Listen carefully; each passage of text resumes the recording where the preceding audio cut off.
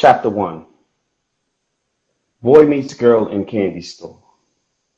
Googly eyes lead to phone numbers written on a tiny sheet of paper, and now it feels like a lullaby. Time passes, and eventually, holding hands in a movie theater leads to a first kiss.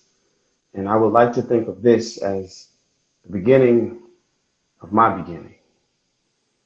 You see, there was a time when my mom and dad shared a home phone number and address where they both received mail. Chapter 26.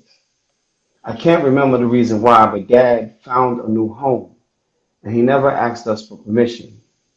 So I find myself waiting for his ringtone instead of waiting to hear him pull up in the driveway and his keys jingle at the front door. Chapter 29.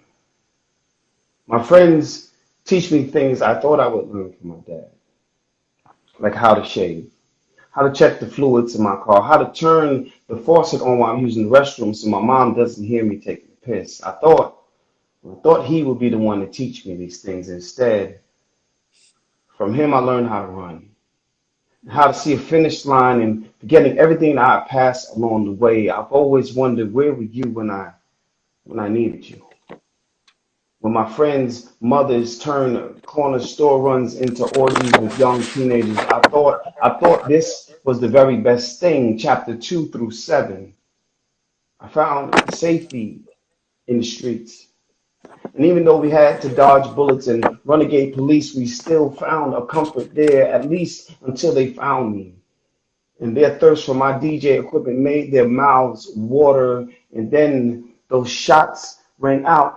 Four, bomb, bomb, bomb. And while the blood ran from my wounds, all I could think about was who was going to protect my family now. Hmm. I'm nearly half dead, and all I could think of is Jah. You can't die now because they need you still. Chapter 10.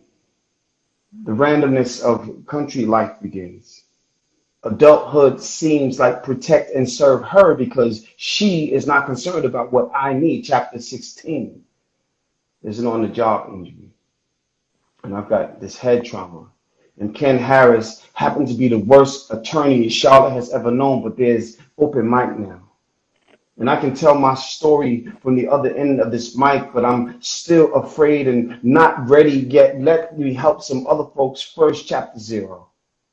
It's a new day, and no one shows up to practice. No one has time. I'm ready to be the quarterback and coach. My life is spinning. Rennie's boys just got ready. This world just ain't ready. We're about to spark some new shit. This means we are on to new things. Big screens, city lights, West Coast, 3 books. Coronavirus sets in.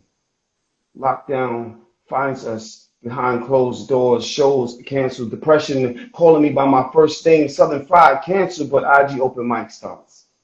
Poetry festival canceled.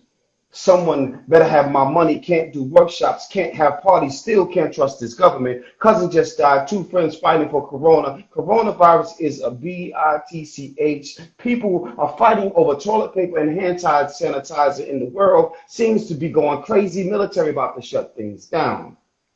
And here we are, a bunch of chapters traveling in disarray. Nothing makes sense these days. In my life, well, it's the same it has always been.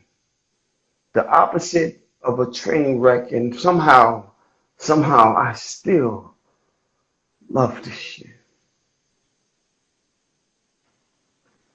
And that's that piece. Thank you so much for sharing that.